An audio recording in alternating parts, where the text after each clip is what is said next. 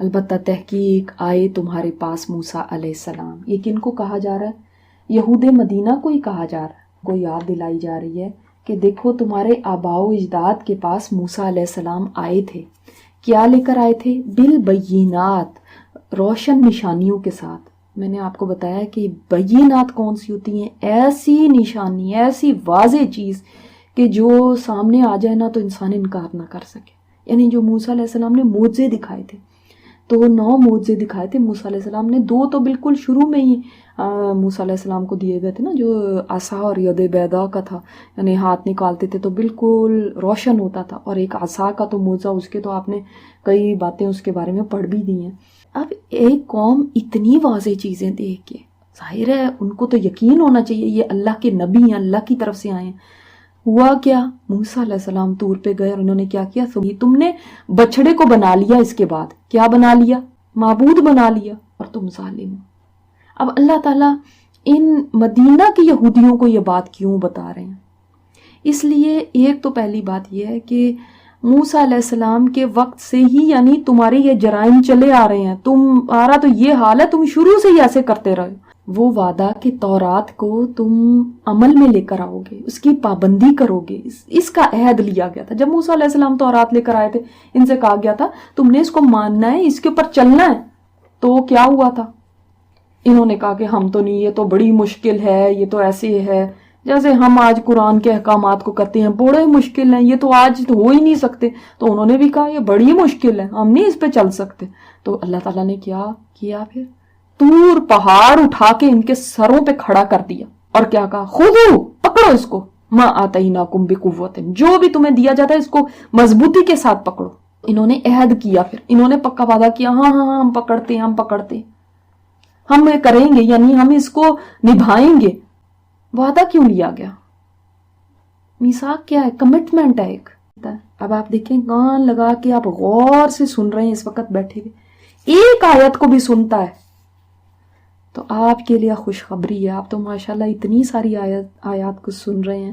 ابھی تک دیکھیں آپ کی سبحان اللہ 93 آیات ہو جائیں گی جو آپ نے غور سے سنی ہیں، اور اس سے پہلے کی بھی 7 لگا لیں تو 100 آیتیں آپ سن چکے ہیں. تو اللہ کی کسی آیت کو بھی سننے کے لیے وہ کان لگاتا ہے نا، تو اس کے لیے کثرت سے بڑھنے والی نیکی لکھ لی جاتی ہے. پتہ ہے کون سی نیکی؟ کثرت سے بڑھنے والی، یعنی وہ ایک نیکی نہیں ہے، وہ نیکی ہے جو ایک رہے گی نہیں، وہ پھیلتی جائے گی، بڑھتی جائے گی، بڑھتی جائے گی، بڑھتی جائے گی. آپ کو پتہ بھی نہیں ہے وہ کتنا بڑھ رہی ہے. سبحان اللہ. اور کسی چیز کے لیے ایسی مطلب آپ کو ایسا اجر مل سکتا ہے؟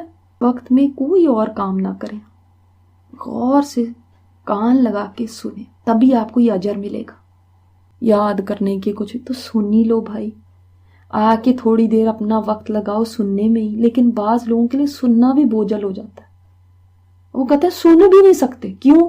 اس لیے کہ دلوں پہ غفلت کے پردے پڑے ہوئے، گناہوں کے پردے پڑے ہوئے، دنیا کی محبت کے پردے اتنے پڑے ہوئے ہیں کہ وہ پردے ایسے انسان کے دل کو کور کر لیتے ہیں، وہ سننا بھی نہیں چاہتا. سورۃ الملک میں اللہ تعالیٰ نے فرمایا جہنمی اس دن کہیں گے، چیخیں مار مار کے کہیں گے، جب وہ جہنم کی آگ میں جل رہے ہوں گے نا تو ان کی چیخوں پکار ہوگی، اور چیخ چیخ کے کیا کہہ رہے ہوں گے؟ لو کننا نسمع او نعقل ما کننا فی اصحاب السعیر.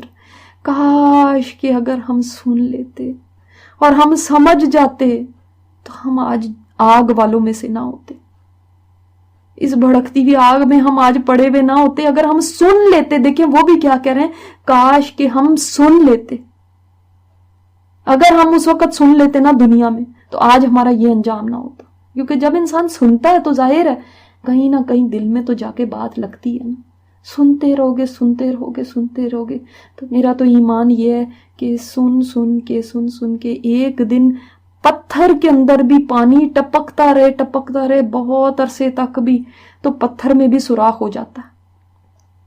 ہاں یہ الگ بات ہے کہ جیسے ہم نے پڑھا کہ بعض دل پتھروں سے بھی سخت ہو جاتے ہیں. اگر دل اتنا سخت ہو گیا نا پھر نہیں اس میں سوراخ ہونے کا، پھر سن کے سنی ہو جائیں گے، پھر نہیں، پھر بے حس ہو جائیں گے. لیکن اگر واقعی دل ہی ہے، پتھر سے زیادہ سخت نہیں ہوا، تو انشاءاللہ تعالی سننے سے فرق پڑے گا.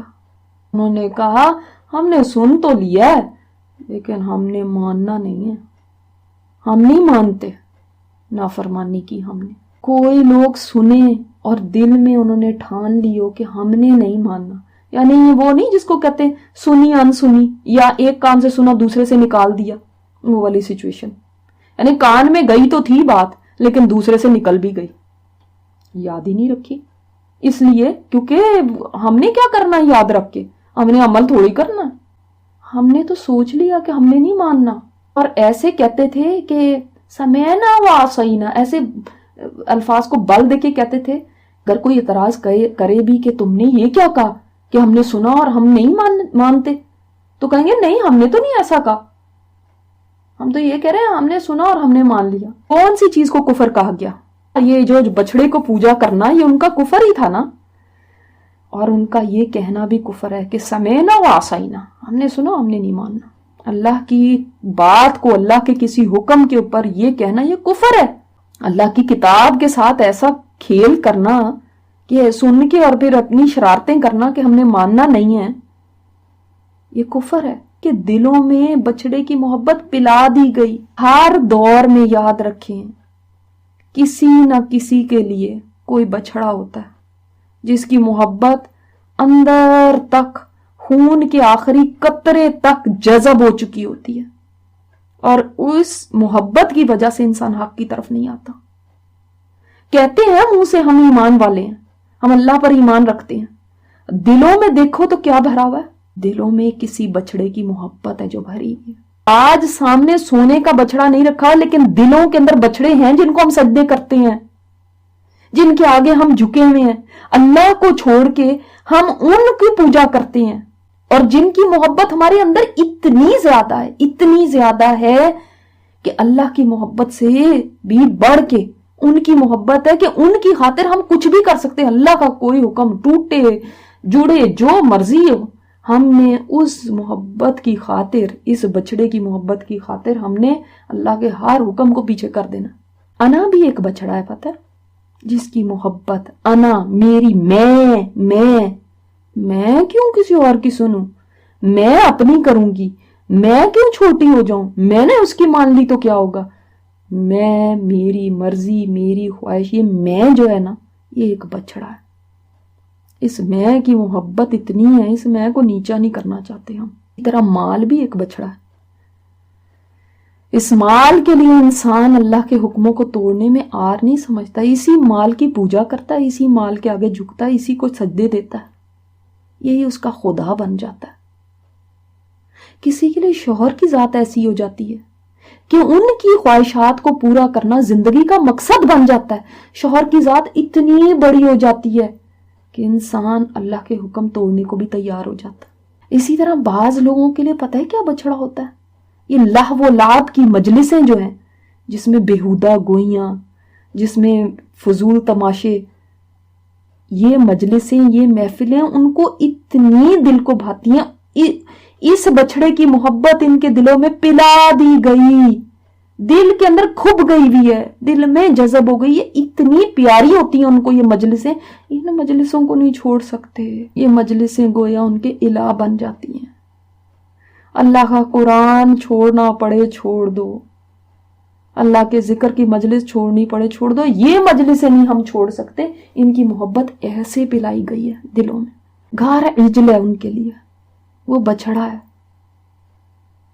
جو اللہ کے مقابلے میں ہے، اس کو ہم نے رب کا مقام دے رکھا ہے، گھروں کے لیے ہم جیتے ہیں اور انہی کے لیے مرتے ہیں۔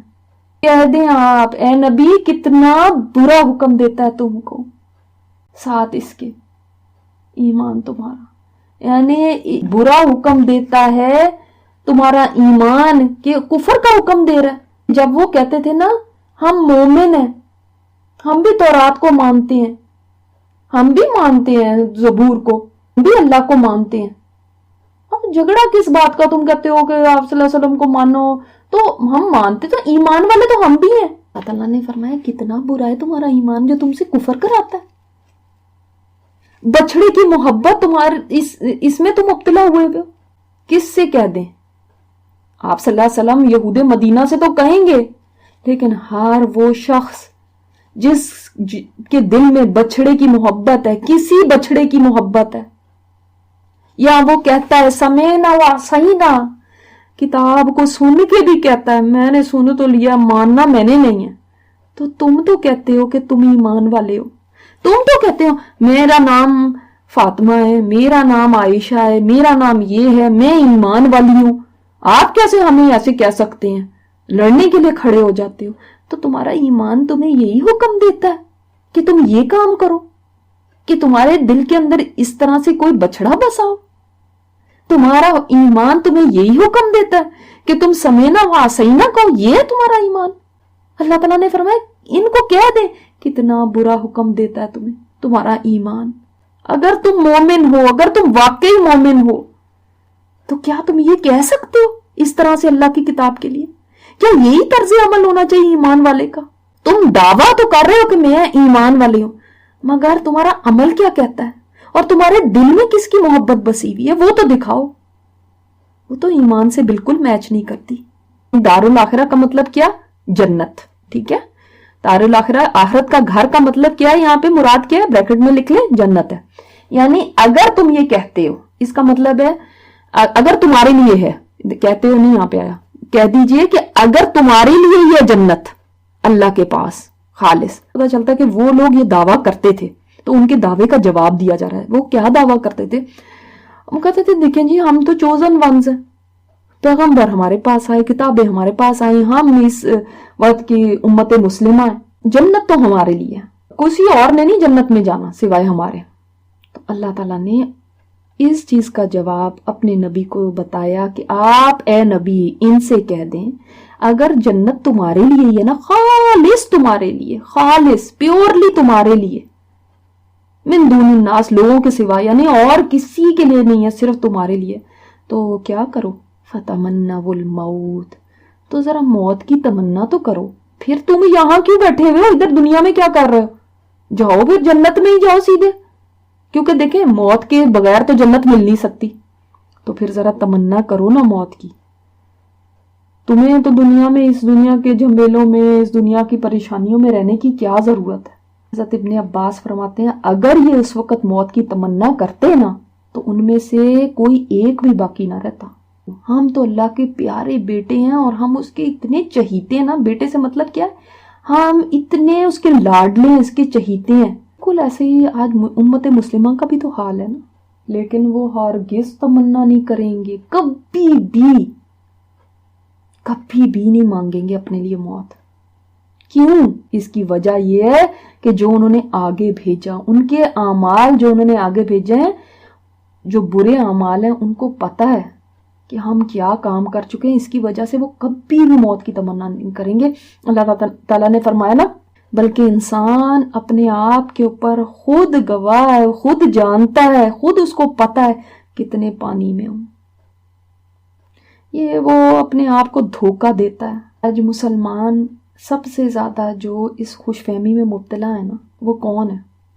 جو جتنے زیادہ دین سے دور ہیں اتنی ہی زیادہ ان کو یہ خوش فہمی ہے کہ بس ہم جنت میں جائیں گے۔ جو جتنا دین سمجھنے والا نا، وہ تو بیچارہ ہر وقت ڈرتا ہی رہتا ہے، اس کو تو ہر قدم کے اوپر کوئی بات ہو جائے تو اس کو یہی لگتا ہے جہنم کی آگ نظر آنے لگتی ہے آگے۔ جو جتنا دین سے دور ہوتا ہے وہ کہتا ہے ہم نے کیا ہی کیا ہے، ہم تو بالکل ٹھیک ہے، یہاں پہ بھی ہمارا اچھا ہے اور وہاں پہ بھی جنت ہمارے لیے۔ تو پھر تمنا کیوں نہیں کرتے موت کی؟ پھر جاؤ نا، جاؤ جنت میں۔ اس لیے کہ اندر کہیں ان کو یہ پتہ ہے ایسا نہیں ہے، پتہ ہے کہ میں شریعت پہ عمل نہیں کرتی ہوں، پتہ ہے کہ میں نے اللہ کے حکموں کا مذاق بنا رکھا ہے۔ حدیث سے پتہ چلا موت کی تمنا کرنا کسی طرح بھی جائز نہیں ہے، چاہے انسان کو کوئی مالی جسمانی کوئی بھی تکلیف پہنچے تب بھی انسان موت کی تمنا نہیں کر سکتا۔ انہوں نے تو کس لیے کی تھی؟ اللہ کے عذاب کے خوف سے نا، اللہ کے عذابوں کے خوف سے۔ تو کبھی انسان قیامت کے ذکر پڑھتا ہے، اس طرح پڑھتا ہے تو انسان پھر کہتا ہے اللہ میں تو بس ختم ہو جاؤں، تو آپ تب بھی نہیں کر سکتے۔ یہ زندگی اتنی قیمتی ہے، اتنی قیمتی ہے، کاش میں آپ کو اس کی ویلیو، اس کی کتنی یہ پریشس ہے نا یہ بتا سکوں۔ یہ کہ اس کے اوپر ڈیپینڈ کرتی ہے ہماری اٹرنل لائف، ہماری ہمیشہ ہمیشہ ہمیشہ کی زندگی جو کبھی ختم نہیں ہونی، وہ ساری کی ساری اس پہ ڈیپینڈ کرتی ہے۔ تو یہ تو پھر بہت ہی ہمارے لیے قیمتی ہوئی نا، کیونکہ اس کے اوپر ساری ہماری وہاں کی زندگی بیس کرے گی. ہم نے وہاں پہ کہاں جانا ہے، جنت میں یا جہنم میں، وہ سب اس یہاں کی دنیا کی زندگی پہ بیس کرتا ہے. تو اس کا تو ایک ایک منٹ قیمتی ہے. اس کی ناقدری انسان کیسے کر سکتا ہے؟ اس میں کیے ہوئے ایک عمل سے جنت کمائی جا سکتی ہے، جہنم سے بچا جا سکتا ہے. آپ سوچیں، اس میں بہایا ہوا ایک آنسو جہنم کے سمندروں کو بجھا سکتا ہے. اس میں رکھا ہوا ایک روزہ آپ کو جہنم سے 70 سال کی مسافت سے دور کر سکتا ہے. اس میں پڑھی ہوئی ایک نماز آپ کے گناہوں کو دھو سکتی ہے. اس میں پڑھا ہوا ایک درود شریف آپ کے درجے بلند کر سکتا ہے. اس میں کہیں بھی ایک سبحان اللہ آپ کے میزان کو بھر سکتی ہے. اور یہ زندگی ایک دفعہ ختم ہو گئی نا، ایک دفعہ ختم ہو گئی تو آپ آنسوؤں کے سمندر بھی بہا لیں گے تو اس سے آپ کا ایک گناہ بھی معاف نہیں ہوگا. آپ یہاں پہ ایک استغفار کرتے ہیں، اللہ میری توبہ مجھے معاف کر دے، جب دل سے کہتے ہیں اللہ تعالیٰ آپ کی توبہ قبول کر لیتے ہیں. آپ ایسے ہو جاتے ہیں جیسے آپ نے وہ گناہ کیا ہی نہیں. اور وہاں پہ پتہ ہے اللہ اکبر، حدیث میں آتا ہے جہنمی اتنے آنسو بہائیں گے، اتنے آنسو بہائیں گے کہ ان کے آنسوؤں میں کشتیاں چل جائیں، لیکن ایک بھی گناہ معاف نہیں ہوگا. اللہ تعالیٰ ان پہ رحم نہیں کریں گے، ان پہ ترس نہیں کھایا جائے گا. یہاں پہ آپ کی ایک استغفار کے اوپر اللہ تعالیٰ آپ کے اوپر رحم فرماتے ہیں. کہتے ہیں اتنے گناہ لے آؤ جتنے آسمان تک تمہارے گناہ بھر جائیں، زمین ساری بھر جائے، تب بھی تم مجھ سے توبہ کرو گے تو میں معاف کر دوں گا. یہ اپرچونٹی صرف آپ کو اس لائف میں ملی ہے، اونلی ان دس لائف. یہ اپرچونٹی آپ کو نہیں مل سکتی بعد میں. ادھر موت کا جھٹکا لگا، ادھر یہ سب ڈورز کلوز ہو گئے، توبہ کا دروازہ بند ہو گیا. کتنی بڑی نعمت ہے توبہ، کتنی بڑی نعمت ہے. اور ہمارے جیسے لوگوں کے لیے جو گناہوں سے بھرے ہوئے، یہ گولڈن چانس ختم ہو جائے گا. یہ سب نیکیاں کمانے کے ذریعے ختم ہو جائیں گے. آپ یہاں پہ ایک سلام کہہ دیتے ہیں، کسی کو سلام کا جواب دے دیتے ہیں، اس کے اوپر آپ کو نیکیاں مل جاتی ہیں. آپ کسی کو مسکرا کے دیکھ لیتے ہیں، اس کے اوپر آپ کو نیکیاں مل جاتی ہیں. وہاں پہ آپ کتنے ہی سلاموں کے جواب دیں، آپ کچھ بھی کر لیں، آپ کی نیکی میں ایک بھی اضافہ نہیں ہوگا. تو بتائیں کتنی قیمتی ہے یہ زندگی. اس کی قدر پہچانو میری بہنوں، اس کی قدر پہچانو، یہ بہت قیمتی ہے. اور اس کی قدر کس لیے کرو؟ اس لیے نہیں کہ یہاں پہ ہم نے کوئی فن کرنا ہے، کوئی مزے کرنے ہیں، کوئی کچھ کرنا ہے. اس کی قدر، اس کی تمنا اس لیے کرو کہ یہاں پہ ہم نیکی کما لیں، یہاں پہ اپنے گناہ بخشوا لیں، یہاں پہ ہم اپنے اتنے عمل جمع کر لیں کہ اپنے رب کے سامنے کھڑے ہو کے کچھ تو پیش کر سکیں. موت مانگنا نہیں جائز فرمایا، بلکہ یہ فرمایا کہ آپ یہ کہہ سکتے ہیں اللہ جب تک میرا زندہ رہنا بہتر ہے میرے لیے، اللہ تب تک مجھے زندہ رکھنا، جب میرے لیے موت بہتر ہو اللہ مجھے موت دے دینا. وہ صرف کس صورت میں؟ جب آپ کو یہ خطرہ ہو کہ اللہ میرا ایمان نہ چلا جائے، تب بھی یہ نہیں کہہ سکتے اللہ مجھے موت دے دے، میں تو مر ہی جاؤں تو اچھا ہے، آئے میں نہ ہی ہوں، اس سے فلانے کی بجائے مجھے موت آ جاتی.